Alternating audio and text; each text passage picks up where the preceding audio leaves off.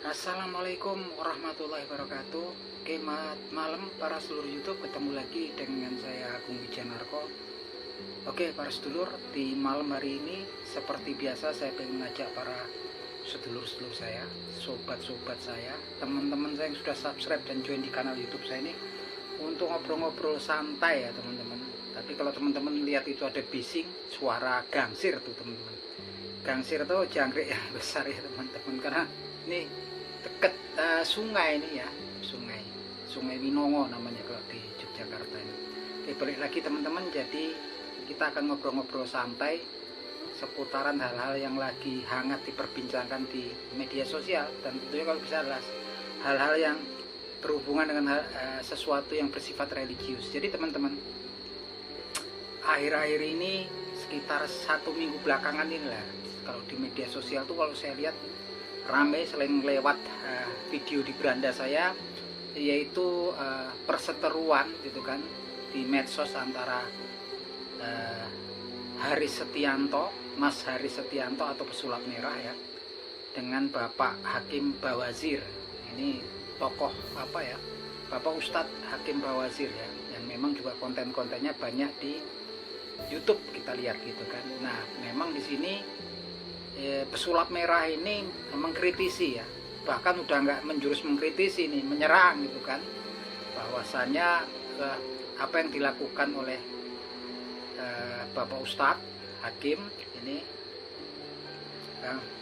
hal-hal yang bersifat apa itu mediumisasi ya teman-teman, itu dikatakan bahwasanya oleh pesulap merah itu sesuatu yang melakukan nggak ada dasarnya dalam agama, dan itu merupakan pembodohan untuk orang-orang umat yang melihat gitu kan, melihat konten-konten tersebut gitu kan. Nah ini sebetulnya kan mudah, simpel ya, kalau memang mau betul-betul clear gitu kan, ya ketemu aja gitu kan pesulap merah dengan Bapak Ustadz Hakim Bawazir. Toh Bapak Ustadz Hakim Bawazirnya juga udah dengan tangan terbuka gitu kan.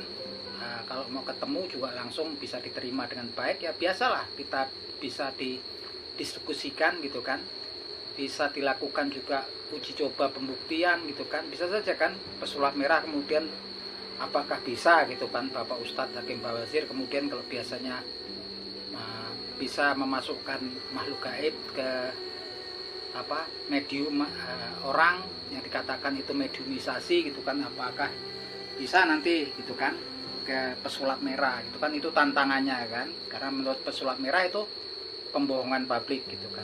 Tapi sampai di sini teman-teman, saya ketika nonton konten-kontennya pesulap merah ini, kesininya semakin offset ya, udah kelewat batas gitu kan. Jadi memang saya kemarin sempat nonton ada kontennya yang mengatakan bahwasanya ketika itu kontennya sedang pembuktian tentang mediumisasi, ada 2 orang yaitu narasumbernya, satunya adalah pakar mediumisasi, kemudian satunya adalah mediumnya gitu kan, kemudian pesulap merah. Di situ pesulap merah meminta pakar mediumisasi tersebut untuk memasukkan jin gitu kan ke tubuhnya pesulap merah, dan nggak bisa.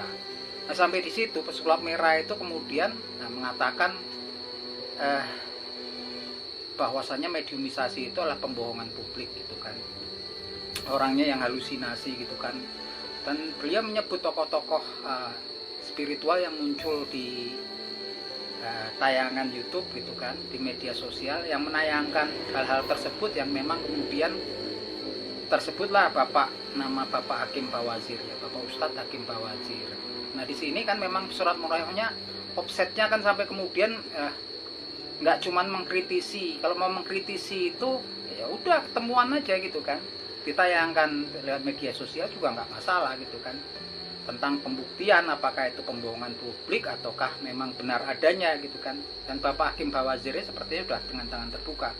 Saya pada awalnya juga memang setuju dengan apa yang memang diargumenkan oleh pesulap merah, tapi kesininya kemarin saya lihat kemudian pesulap merah itu mengasosiasikan bahwasannya ustadz-ustadz yang melakukan mediumisasi itu melakukan pembohongan publik. Makanya kemudian terucap sama pesulap merah, makanya banyak katanya para ustadz, para dai, para ahli agama itu di kontennya ya itu yang kemudian dikerak neraka gitu kan. Nah ini yang memang kemudian kayaknya udah offset gitu kan. Sebenarnya nggak ada apa yang dimaksudkan sama pesulap merah itu saya ngerti. Saya pernah membaca di Al-Quranul Karim itu kan, yang bunyinya sebagai berikut. Bismillahirrahmanirrahim. Innal munafikina fi darkil asfali minan nar. Bukan para dai ulama ataupun apa yang dikatakan, mungkin sesat versinya si pesulap merah. Yang ada di Al-Quranul Karim, innal munafikina fi darkil asfali minan nar. Orang munafik itu ada di dasarnya keraknya neraka. Nah sebenarnya udah offset ya gitu kan, kalau kemudian mengasosiasikan saudara-saudara kita, saudara-saudara seiman gitu kan. Kalau mau membenarkan juga nggak masalah gitu kan, memberikan nasihat, berwasiat, tapi bukan terus kemudian mengasosiasikan dengan sesuatu yang sebetulnya kan bukan di bidangnya gitu kan. Teman-teman bisa lihat kontennya. Itu sebetulnya kalau dikatakan orang munafik ini kan orang yang berat ya. Orang munafik itu adalah orang yang memang yang masuk Islam, kemudian beragama Islam, tapi pada dasarnya hatinya membenci Islam gitu kan. Memang macam-macam kan. Kemudian ada orang fasik itu orang yang udah agamanya Islam tapi kemudian nggak menjalankan kewajibannya gitu kan, nggak melakukan ibadah sesuai yang diperintahkan, dan juga nggak menerabas larangan-larangan yang sudah ditetapkan oleh Allah Subhanahu Wa Taala. Itu orang fasik gitu kan. Tapi kalau kemudian menghakimi seperti itu kan kesannya, walaupun nggak menyebutkan langsung, tapi itu sudah mengasosiasikan bahwasanya ustadz tersebut gitu kan yang melakukan mediumisasi itu seakan-akan nanti ini pada masuk menjadi keraknya neraka. Itu nggak pas ya, karena memang kalau kita lihat sejarah Nabi Muhammad SAW pun ketika di Madinah, di kota Yastrib gitu kan, Nabi Muhammad SAW itu udah tahu gitu kan, kalau ada di antara para sahabat-sahabatnya Nabi, di situ ada beberapa yang memang kemudian mereka orang-orang munafik gitu kan. Tapi ketika para sahabat menanyakan orang-orang dari kelompok orang-orang yang ada di Madinah itu yang munafik siapa saja, Nabi Muhammad nggak mau ya menjaga privasinya, dan nggak mau Nabi Muhammad SAW kemudian untuk menyebutkan nama-nama mereka gitu kan. Karena kita nggak tahu masalah kemudian kerak neraka, masuk neraka ataupun surga, kita nggak akan pernah tahu gitu kan. Itu suatu pengetahuannya hanya di Allah Subhanahu Wa Taala gitu kan. Itu saya setuju kalau kemudian pesulap merah itu kemudian mau mengkritisi gitu, nggak apa-apa. Yang penting jangan niatnya itu jangan cuman kemudian cari penonton yang banyak gitu kan. Yang jelas dari memang berdasarkan sesuatu itu kan dilihat dari niatnya. Inamal a'malu binniat gitu kan, berdasarkan niatnya gitu kan.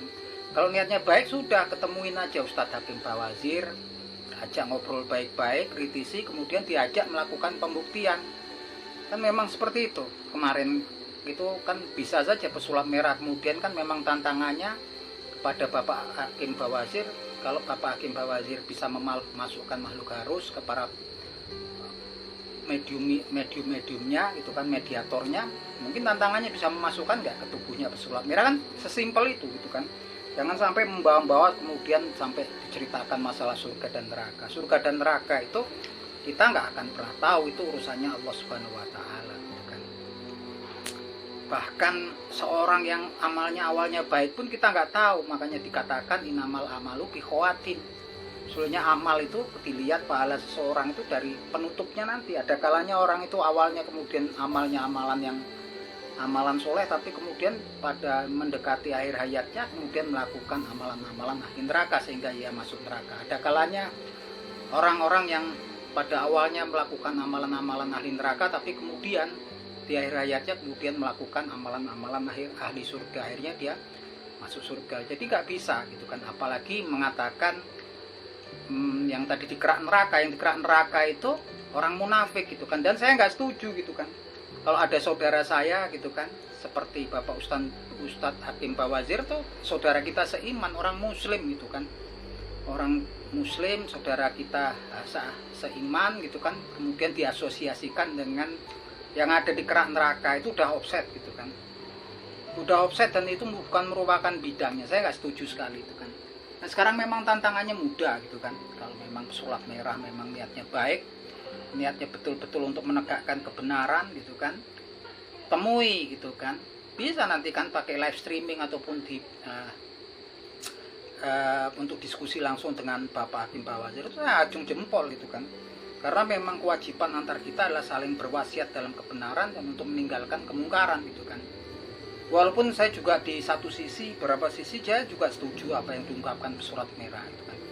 Kalau yang masalah gaib itu memang susah, karena masalah gaib itu sepertinya memang hanya Allah Subhanahu wa taala saja yang tahu. Wa indahu mafatihul ghaibi la ya'lamuha illahu. Jadi di Al-Qur'anul Karim sudah dikatakan wa indahu mafatihul ghaibi la ya'lamuha illahu. Sungguhnya di sisinya Allah Subhanahu wa taala itulah kunci-kunci gaib dan hanya Dia yang tahu, dan kalaupun ada di antara golongan manusia kecuali pada para nabi dan rasul yang Dia kehendaki, pilihan Dia gitu kan. Enggak semua para nabi dan rasul kemudian tahu kegaiban. Yang jelas kegaiban itu juga nggak bisa dipelajari gitu kan. Itu tampak ketika Nabi Musa alaihissalam ketika dia diwahyukan untuk melemparkan tongkatnya kemudian berubah jadi ular. Nabi Musa ketakutan kan. Kemudian turunlah firman-Nya Allah Subhanahu wa taala, la takhaf innaka antal a'la katanya. Jangan kamu takut, kamu itu lebih tinggi dari mereka, kamu rasul saya gitu kan. Artinya di situ ketika berubah jadi ular itu bukan sepengetahuannya Nabi Musa.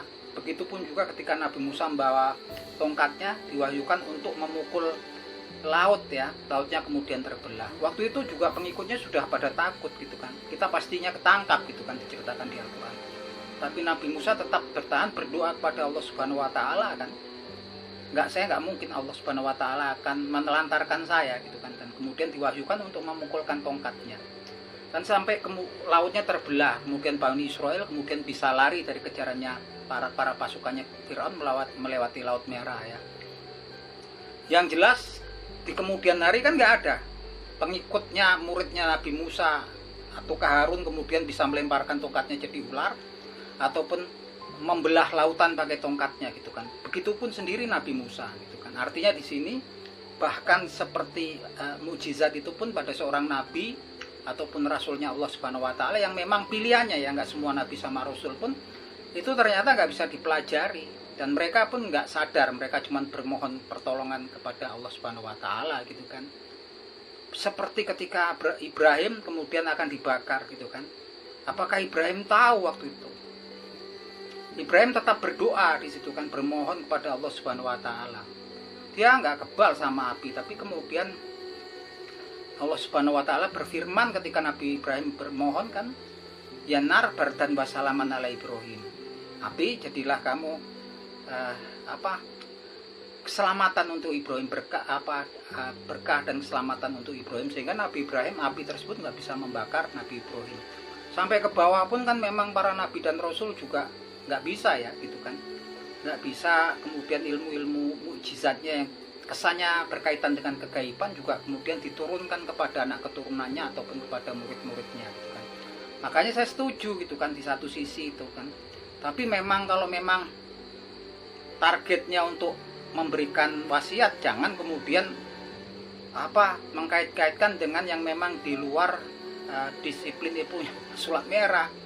Para ustadz, para ulama itu makanya pada masuk ke dalam kerak neraka. Nggak tahu kita kan, nggak pernah tahu, bahkan kita sendiri pun nggak tahu posisi kita nanti meninggal dalam keadaan orang beriman ataupun orang yang nggak beriman, kita nggak pernah tahu.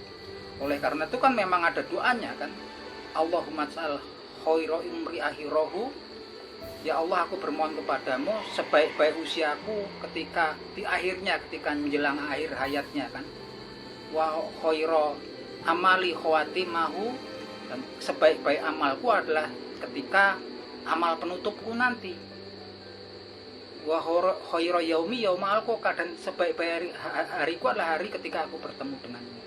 Ini adalah doa yang diajarkan oleh Nabi Muhammad SAW kepada Abu Bakar As-Siddiq radhiyallahu anhu untuk bermohon agar kita di akhir hayat kita pun diberikan sebaik-baik umur kita adalah ketika kita menutup usia kita. Sebaik-baik amal kita adalah amal penutup kita, dan sebaik-baik hari adalah penutup ketika kita bertemu dengan Allah Subhanahu wa taala.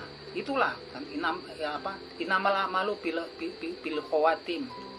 amalnya seseorang itu berdasarkan penutupnya, dan kita nggak akan pernah tahu. Makanya saya pikir juga nggak pas kalau kemudian mendakwakan seseorang diasosiasikan dengan yang masuk ke keraknya neraka. Itu tuduhan yang sangat berat itu, karena itu orang munafik ya.